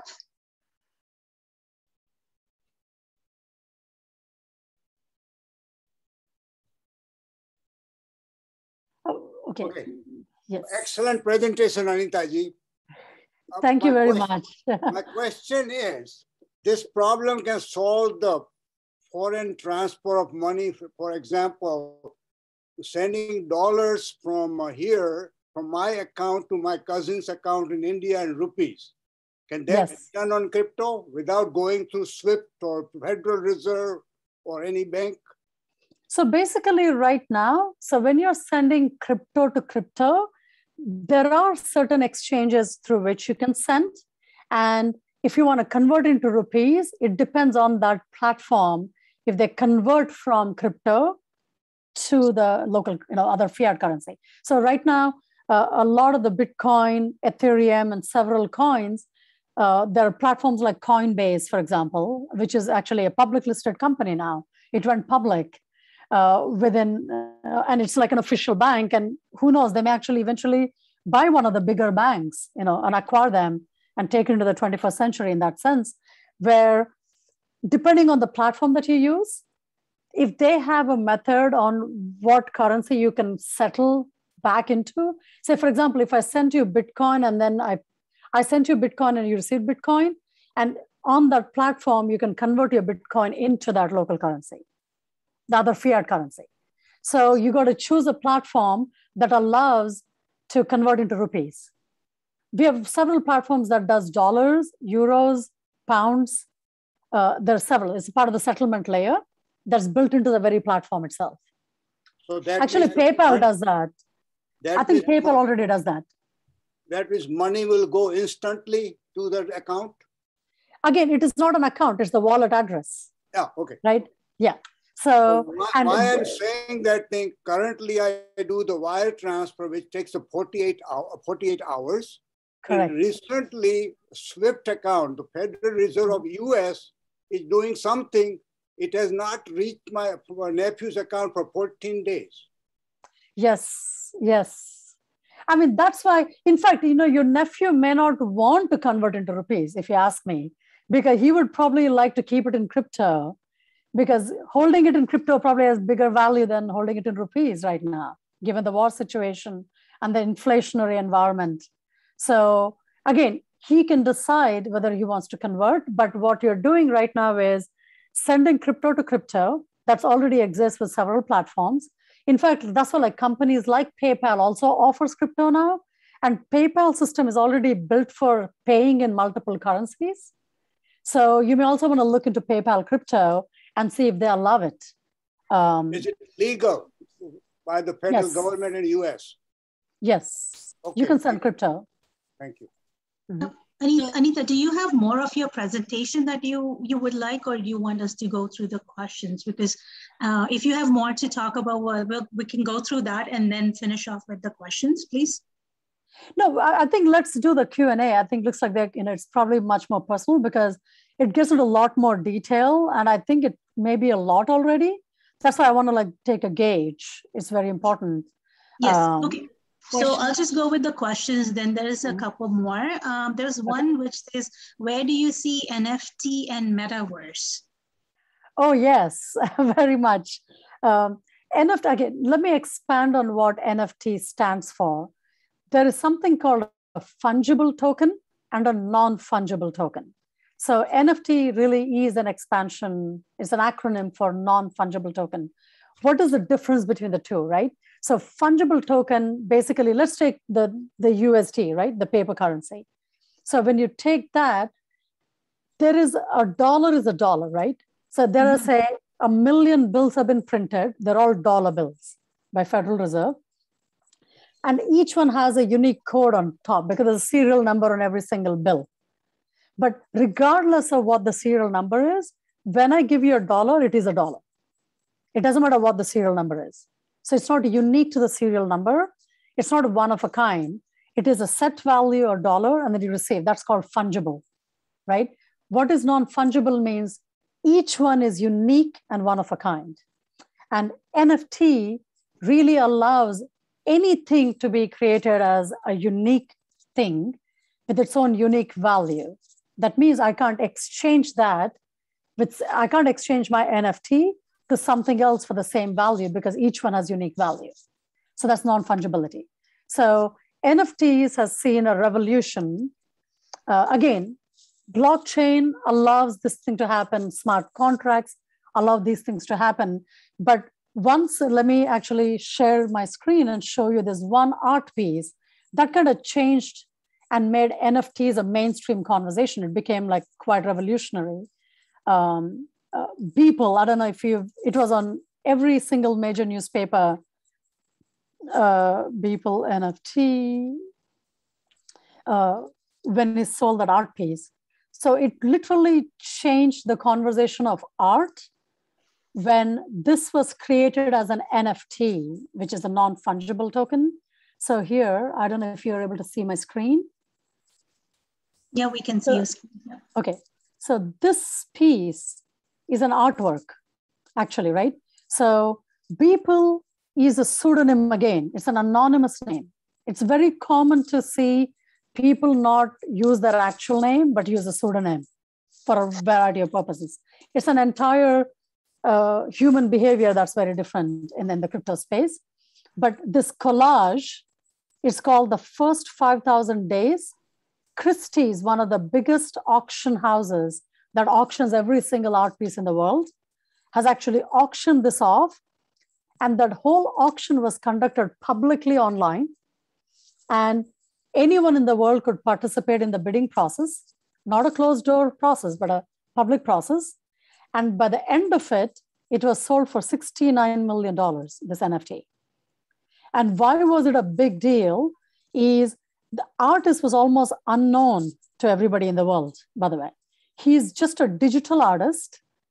And what he did was for 5,000 days, every day he would create one digital art piece. Like every single little pixel that you see is something that he drew online, like digitally. And he did that consistently for 5,000 days. And this became a collage of those 5,000 pieces. Two very important things to note here, right? He owns all those 5,000 pieces still. He only sold a collage of that 5,000 pieces that went to the highest bidder, but it was sold under the name Beeple. Means nobody knew who the artist was, but nobody also knew who the buyer was. So that is really important to understand is like, and why was it NFT? Like, how is it different than a regular artwork that you paint as a collage? Is converting digitally means he owns the royalties of this art piece in perpetuity because all of this went into a smart contract, right? So this is a software contract that was created with very key information that said that, hey, if you buy this, now I have a relationship with you as a buyer for a long time. And 5 days from now, if I create something else, I may give you something for free, but I can do that all digitally now. But I reserve the right as an owner of this piece. Means right. If the new buyer sold, and again, the other pseudonym was Petrocoin. So Beeple is the seller, Petrocoin is the buyer. They're both pseudonym, they're anonymous entities. Nobody knew, but they both revealed themselves later. And the Petrocoin turned out to be someone by the name Ganesh, who's a South Indian man from Chennai, who became all of a sudden the most, I think he right now holds third most expensive piece of art ever created in the history of art world, ever. From Mona Lisa onwards to Da Vinci, onwards to everything else till now. And he's not a collector. He's never collected art before. He is not in the art circles of Paris and every other place. He doesn't belong to that world, but it didn't matter. Digital art has become powerful because in the metaverse, just like if I have a house, I'm going to put a physical painting. I'm going to have my own room in the metaverse. I'm going to hang my digital paintings. So I'm going to have branded shoes, but in my avatar fashion, right? So NFTs has almost suddenly become a digital asset of great value that not only allowed anybody else in the world to create it and anybody else in the world to buy it in real time, virtually, never having to meet each other. And the whole process of transaction happened in a fraction of a second. The money got remitted. But not only that, it was basically sent in crypto. Another example that I'm going to give you is Twitter. Everybody knows Twitter, right? The founder, Jack Dorsey, he tweeted the very first tweet, I think in 2003 or 2007 or 2008. He sold his first tweet as an NFT because there are all kinds of people who collect all kinds of things in the world, right? I mean, people collect hair, wigs, like all kinds of things, whatever fancies somebody.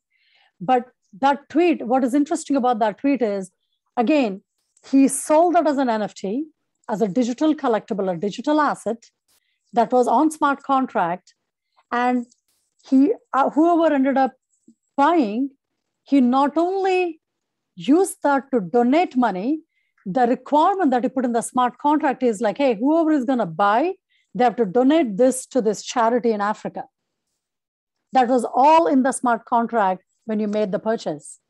Means it not only went, part of that already, the proceeds already went to the charity that received the money as a result of this sale, all in one transaction. So a connecting question somebody had was like, do you pay taxes on NFTs? Not yet. I think it's going to happen very soon. Okay. And then we do have a lot of questions. I think we might have to move a little bit faster on this, Kaina. Okay. Sorry about that. No worries. Somebody had a question about services like stable gains. How they are able to offer much higher interest return. Any thoughts on that? Yeah, so in fact, there's another word that I want to introduce called DeFi, right? You have it's decentralized finance, right? So you actually see a lot of products under the DeFi umbrella that is creating new sort of financial products that can do some parts of this. Like, fixed income kind of instruments are getting created in the decentralized finance way, right? So essentially what we will see here is everything that we see as a financial service that's offered in today's world will get recreated in a different way, but in a decentralized fashion without the intermediary structure like the way we have today. And there are decentralized exchanges on which you can trade. Means the entire architecture underlying that is going to be decentralized. Like the blocks and chains is going to be distributed mechanism and decentralized to the point that you may not even have a central owner anymore of that entire thing. Today, everything has an owner, right? So another word I'll introduce, which is important for that question that was raised, is stable gains. You can create any type of service that you want right now. They're all in early stages of creation. And their stable coins is another term that you will hear. But you can, let's put it this way. There's a lot of arbitrage opportunity with exchanges, just like the way we would have in a regular trading environment on Wall Street and other, financial markets. There's also where you can, like we created derivatives and we created all kinds of financial products, which are like creative financial products in the regular world. You will also see something similar being offered using the volume of transactions that is happening or the purpose and the communities involved. For example, in a decentralized environment, say if I create a community and I can offer a bunch of services to that community, I'm doing that in a mechanism where there's no central ownership. Means I can create something called a DAO, which is distributed autonomous organization. Hopefully soon, like we incorporate a company that may replace a new form of incorporation called DAO, means every member who's part of that community, who's a token holder of your token, will have a say in what you do with the company, like what you offer as a product or a service. So you are using voting as a mechanism to do that. And in that process, through a DAO structure and the DeFi protocol architecture, you can create a lot of services like stable gains and other similar financial service layer. And a lot of companies, a lot of entrepreneurs are actually working on coming up with some very, very interesting products, financial products in this mechanism. There's something called yield farming, trading, like how can you create interest products based on this, the volume of transactions within the community. So there are a variety of things that are actually getting not only piloted, some are getting launched, some are already being offered to customers. So just, all keep an eye out for that. There's going to be a lot of options that will be available very soon. Next question. Our next question was, how is the exchange rate determined in crypto between foreign country transactions? How does that work? So technically, there is no direct foreign currency transaction fees. It's really about the settlement layer of the platform. For example, like Coinbase and Kraken, like Gemini, there are a lot of exchanges that exist for cryptos. There are a ton of crypto exchanges. And if you're buying or selling or trading, and then you want to convert that back into, so each of them offer their own set of tokens that one can buy into, but also they allow what you can convert that into. So not only you can do crypto to crypto, like I can do Bitcoin to Ethereum or Bitcoin to like Dogecoin, there are many other coins, or you can also do that crypto into a fiat.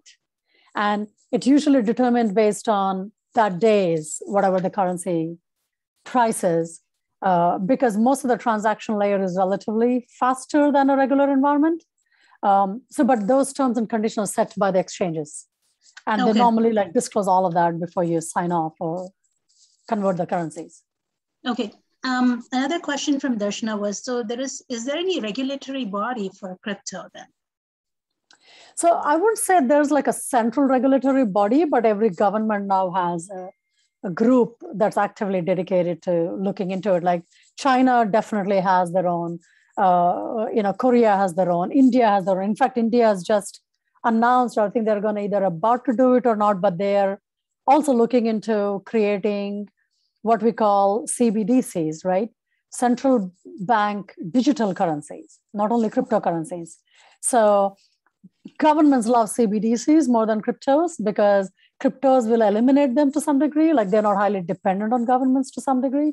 However, CBDC means it's central banked digital currencies. So the government is still in charge and central banks are still in charge.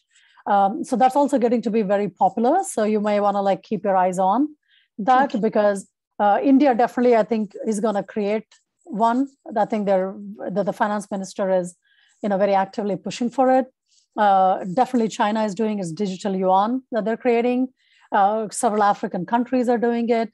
So I think we will see both CBDCs and cryptocurrencies.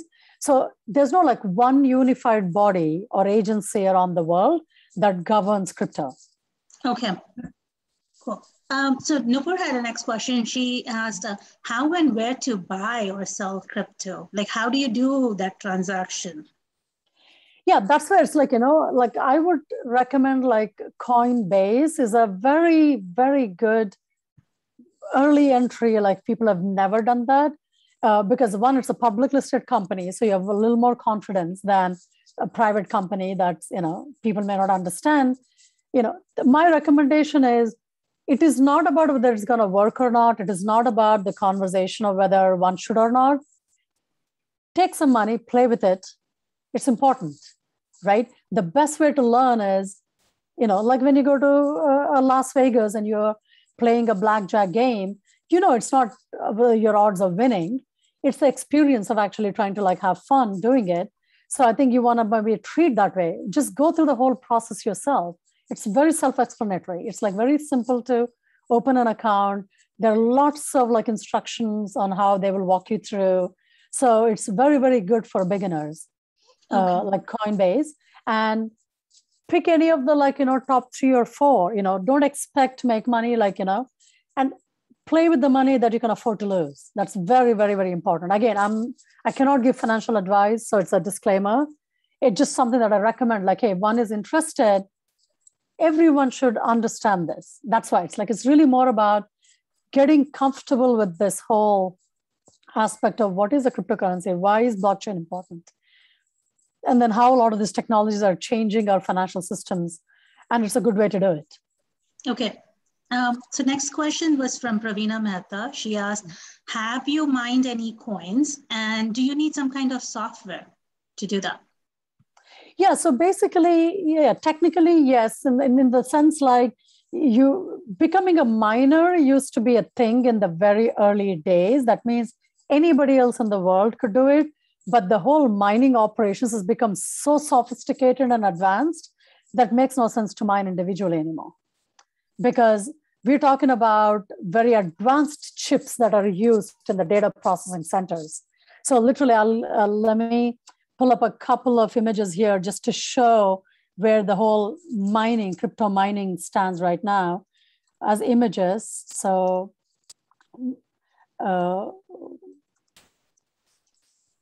because very, very sophisticated, right? So these are racks and racks and racks of information, and the data again is getting processed in a very, let me take a look at your top mining. So while you look at it, the next question is a very simple one. It's how will payments work at grocery stores and gas stations? Is that is that going to work? Yes. Yeah. So again, right now it's really, if the merchant accepts it, you can pay it. Just you'll have a wallet, have you tap, sorry, how you tap, when you're doing it. So you just basically pull up your wallet. In this case, I have a MetaMask. Let me pull up that. There are many, many, many wallets. So this, for example, just like PayPal, when you pull and then you pay. So you will have soft wallets that literally sits in your phone. You open it and then you pay it and then you're done. But the merchant has to accept in crypto as well. And there are several merchants that are beginning to accept crypto now. So that means you can no longer only pay in other fiat. You can also pay in Bitcoin. You can also pay in fact, the New York mayor is now wanting to get paid his salary in Bitcoin. Right, I had heard about that one, yes. Yeah, so also the mayor of Miami wants to be paid in Bitcoin, not in USD. So that is relatively straightforward. The process is not that hard because again, this is your wallet. Your phone is your wallet. You have to remember that. Right. So with that one, if you get paid in crypto, then the next question is pretty leading to that from Darshana. It's what are the tax implications of crypto? Again, just like if you're getting paid in USD, you pay taxes based on what government dictates. Same thing. Similarly, Canada has its own taxes. Korea has its own percentage of taxes that you pay on crypto. All the countries are beginning to come up with a tax framework where if you own crypto, then you pay it based on that percentage, right? It's a lot of pages and pages of filling things because again, it's in early stages of filing. Crypto is different than filing your regular stuff. But yeah, if one owns some crypto, then make sure you remember to pay taxes because particularly if you're in the US.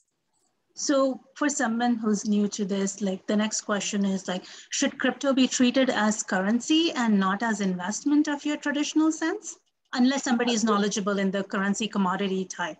And also is change in crypto values, are they considered a realized gain or loss every year for tax purposes? So, that's the thing, Bitcoin acts as both, right? It's we literally see Bitcoin price go up and down all the time, right? There are a variety of factors why the fluctuation in the pricing happens. There's a lot of sentimentality that also works towards crypto, which is different. So cryptos are highly volatile. There's no question about it, right? Means literally there was a time it went to it crossed $60,000 mark.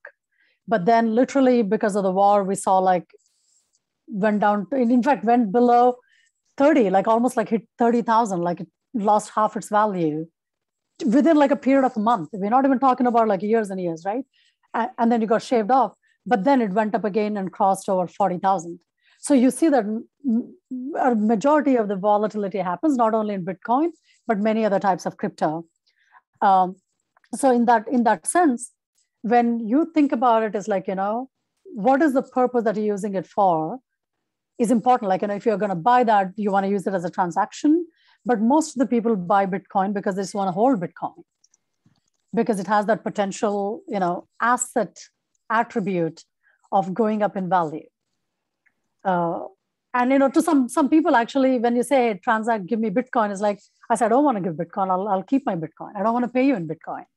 I'd rather pay you another crypto, because what if it goes up in value? I'm like sharing part of that for like some fiat currency, which I don't want to. So yeah, basically it has attributes of both. So you're talking about the mining? So yeah, these are some of the pictures of the mining, right? Earlier, it used to be literally what my chip in my laptop can do in the very beginning, but it's much more sophisticated. There's like mining farms everywhere, like massive mining farms, where Iceland has tons of mining farms, and because it consumes a lot of electricity. That's one debate you will hear a lot. And everyone who doesn't want Bitcoin or like they hate crypto, they constantly point that as a data point, saying that, oh, it is bad for the climate, it's bad for the environment, it consumes a lot of energy. But so there are many methods in which they're trying to look at sustainable renewable energy to power Bitcoin and the mining of the cryptos. So that's like one of the farms, like every single rack is holding that data, the private keys, and crypto, all the keys are getting. And we're talking about transactions to the volume of billions on a daily basis. So these are not small transaction volume, like really significant volume transactions. So if you're mining, there are lots of like mining farms. This can be like your literally a desktop version of that, a little farm that you can put on your desk and use your laptop for that. But these are like current mining farms look like this. These are very sophisticated, just like Google data servers, to the point that there are ASIC chips that actually go into the computing side of things, which are very powerful. Okay, so yeah, one can mine. Yeah, I mined like in the very beginning, but it's just not cost effective anymore after a point. Okay. Is there any other question, Shilpa? Yeah, we have a few more questions, but so for all of our participants, we also have like a poll on our seminar for today. So I will launch that while we are doing the question answer session. Keep continuing with that, so people, before they leave, they can answer the poll. So the next question is, with multiple blockchain and domain, like public or public-private, and with different domains, how do they communicate, and which authority has the power to control it? Again, there's no one authority. Like there are many protocols. So you would hear protocols like, of course, Bitcoin blockchain is the original public blockchain. Then Ethereum is another protocol, which actually allowed the creation of smart contracts. And then one person's name you hear a lot when it comes to Ethereum is Vitalik. Again, he's like a kid. He was like a late teens who created, and then he's really the godfather of, Ethereum is like a massive billionaire, but a solid geek who continues to improve the mathematics and all the different features, where there was Ethereum 1, now they're actually about to upgrade to Ethereum 2. But again, it's not that one person upgrading it, is that person is an important node in that equation. I'm talking about roughly 1,200 developers in the Ethereum protocol ecosystem. They're together advancing the protocol. And then there's Solana protocol. There's like Polygon protocol. So they're all different chains, right? And the communication can happen between chains. It is not one authority that's communicating. That means if I'm developing something on Polygon and then I'm using Ethereum and then building an application, how do I make sure that if there's a feature that I want to use from this chain, I do an interconnection chain? So there are side chains that you actually build as part of your technology architecture. There's a multi-chain method that you're also going to do it. So the communication layer is not like one-to-one, like there's one authority that takes care of the communication. The software is talking to software. I think that's very important to understand. Like this is all like technology architecture on how the communication happens, what information you can put from where, what do you do with that information? All right, so in the interest of time, I think we're going to go to the next two questions, and then we will probably round it up. Okay. So there was another question that said that a lot of stable coins like Tether are unaudited. So is fraud a concern? I think fraud will always be a concern. In fact, I'll give you one example. There was this exchange called, initially there's something called Mt. Gox. Like it's a pretty famous, infamous scenario where who holds the keys means who's holding the money, right? So essentially, the founders are the only ones who had access to the keys, and then they basically went away with it. Because that's another thing, right? Because all of this money sits in the crypto sits in wallets. Who has access to the wallets matter.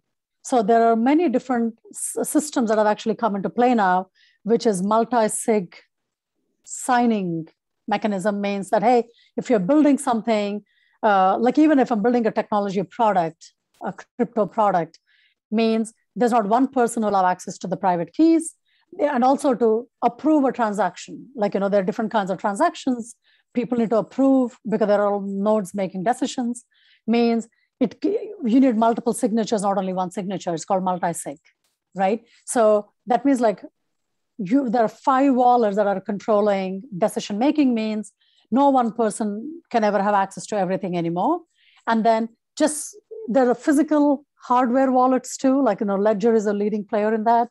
So if you're holding a physical ledger, even if someone steals that, they get nothing out of it because nothing gets unlocked or accessed without all the signatures happening at the same time. So there's a lot of like really technology layer of architecture that kind of goes into it, where it is not that simple to run away with things because no longer one person controlling it.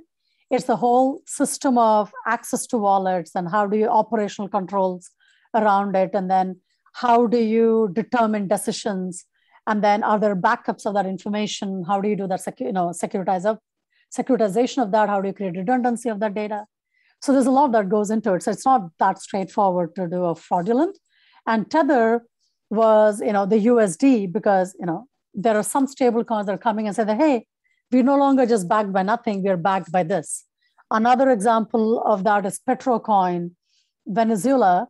They said, hey, we're going to back the coin with all the gas reserves that we have, the actual gasoline reserves, because petro, is a big deal in Venezuela. So it means it's backed by another asset, like USD is another, currency asset. And then you have gas as an asset.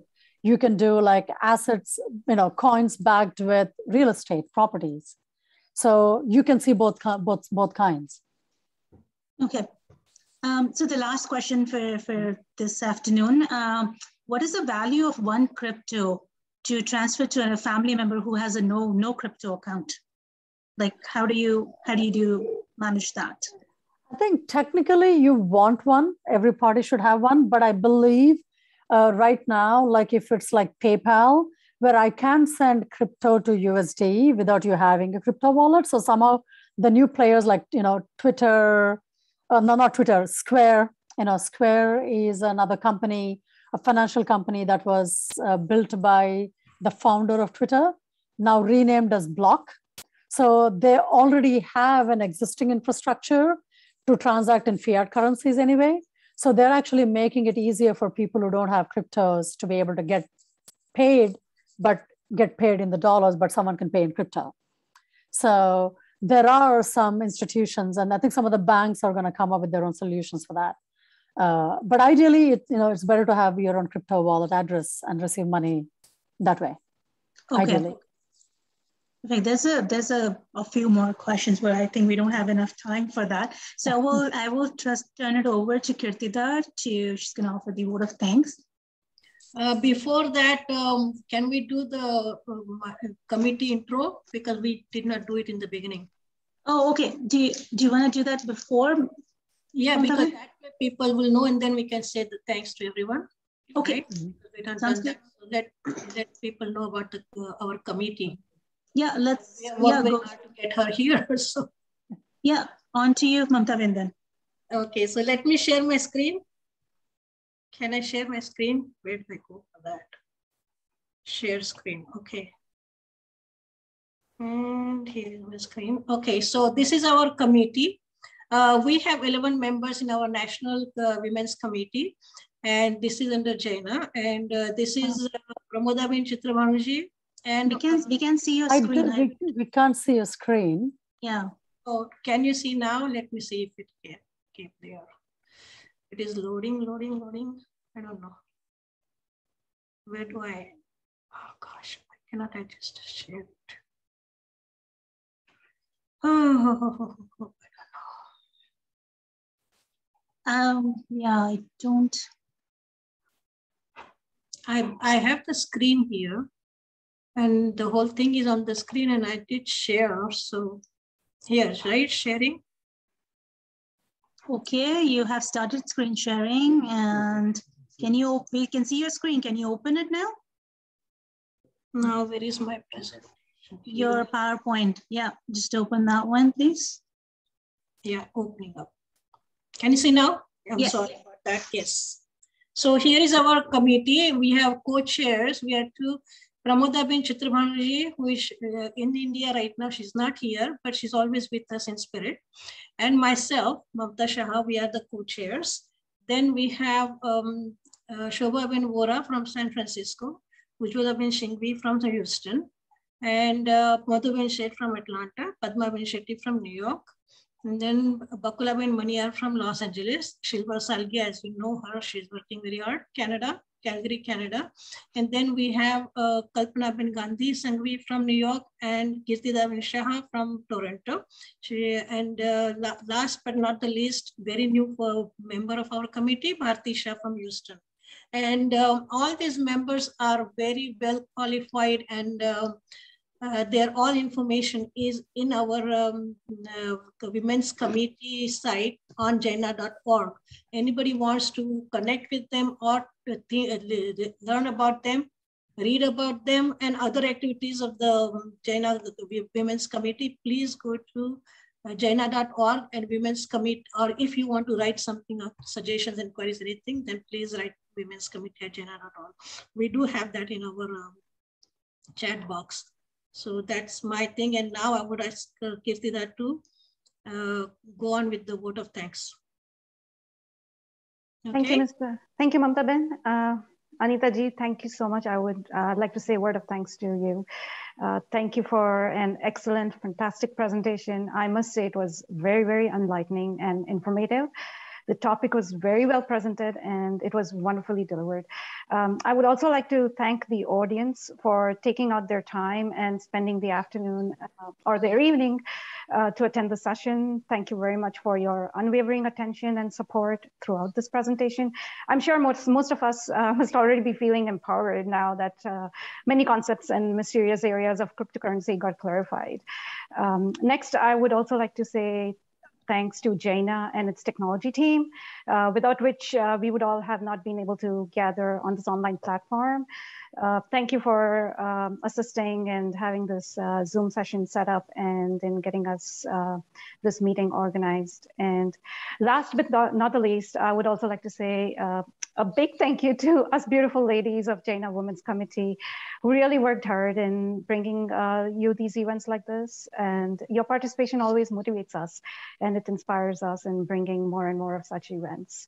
So once again, thank you to everyone who has been attending the session. It was really nice seeing you all here. I would like to now ask Mamta Ben to do the announcements. Thank you. This is what we have. We have established a couple of groups. So where we are having a financial literacy group and also a digital literacy group. In the financial literacy group, we are starting with a finance 101 kind of courses, from starting with basics to all the people. Mostly we are Women's Committee, we are trying to educate women about the finances, and it is open to all, and also it is open to the youngsters who want to get into that as to how to manage money, how to budget, how to invest, what to do. And these are going to be ongoing classes, and all the information will be given. We'll be starting in April. All the information will be like monthly classes 3 months in a row, except for during the summer time, July, August, and in the December time when there's holidays. Other times we'll be having it every 3 month, 3-month kind of group courses every month, and everything will be given to you in detail as time comes. And please stay connected with us with our women's committee at jaina.org, or you can get that through the JAINA newsletters, or you can call one of us or get in touch with us and we could give you the information. We'll be sending you all the information as it comes and gets solidified as to when it is starting and how it is going to go. So anybody who is interested, please look up for those things. And we're also going to be working with the digital literacy, because these are two areas where women are not very strong: finance, access, and digital area, especially for the older age group. So it will be very nice to have that connected and educated. We educate the women for that, and we're trying to do those for this. So appreciate everybody coming here. And please tell everyone who is interested in joining for the Finances 101 group. And also we'll be letting you know about the digital literacy, what we're doing next time. And our next one will be quarterly conference somewhere in June, but we will let you know about that, the topic and the time. And we all really appreciate everybody coming here, and Jai Jinendra for being here. Thank you so much. I would really love to thank, Anita. You did a wonderful job. We all want to thank you very much. Anita, I should say that. Thank you so much. About crypto, but I'm more confused now also about certain things. Yes. So, I need to. At least we got some idea. We all got some idea. Again, one will never get the whole thing. And the more you know, the less you know, because that's how fast things are changing. And the more terminology that gets added, it's a different language altogether. So, rather really grasp the core. I think that's really very important. As I said in the beginning, the attempt should not be like, I need to know it all. It's impossible to know it all. Even like in the people who've been there from day one still don't know a lot of it because of the simple fact so much is happening so rapidly. But it's important to kind of get that concepts and then begin to build that vocabulary, because there's a lot of vocabulary. Yes. But hopefully this session, like if you took away a few pieces, I think, as I said, like you're already on to the next phase. Wonderful. And familiarity really helps next time. And we will Thank you. We might come back to you for some answers if we have more questions from our audience, so that we can send them the answers from that. And definitely this particular session is being recorded, and it will be made available to everybody for the references later on. Thank you so much. Thank you, everyone. Thank you all. Thanks. Great to meet you. Have a great